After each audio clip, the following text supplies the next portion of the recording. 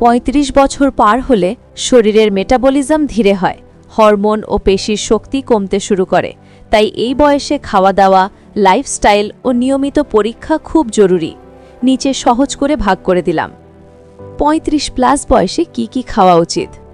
প্রতিদিনের খাবার: সবুজ শাকসবজি, পালং, লাউ শাক, পুঁই, ব্রকোলি, রঙিন সবজি, গাজর, টমেটো, বিট, ফল, অ্যাপেল, পেয়ারা, পেঁপে, কমলা। ডায়াবেটিস থাকলে কম খাবেন। শর্করা: লাল চাল বা ব্রাউন রাইস, আটার রুটি, ওটস, ডালিয়া খাবেন। সাদা চাল ও ময়দা কম খাবেন।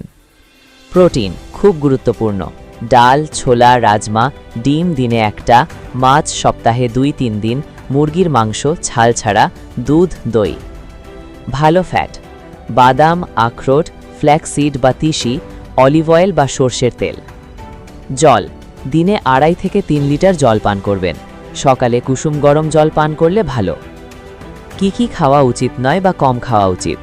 সিগারেট ও তামাক সেবন, মদ পান করা, ভাজা খাবার, ফাস্ট ফুড খাওয়া যাবে না, কোল্ড ড্রিঙ্কস, এনার্জি ড্রিঙ্কস, অতিরিক্ত চিনি, মিষ্টি, ময়দা, বেকারি আইটেম, অতিরিক্ত লবণ খাওয়া কমাতে হবে।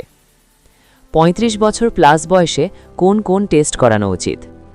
অন্তত বছরে একবার রক্ত পরীক্ষা, ফাস্টিং ব্লাড সুগার বা HbA1c, diabetes, lipid profile, cholesterol, CBC, রক্ত স্বল্পতা বা ইনফেকশন, এলএফটি বা লিভার ফাংশন টেস্ট, কেএফটি বা kidney function test, thyroid, TSH.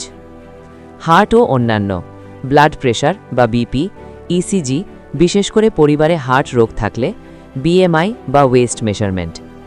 পুরুষদের জন্য প্রয়োজনে টেস্টোস্টেরন লেভেল যদি দুর্বলতা বা লিবিডো কমে।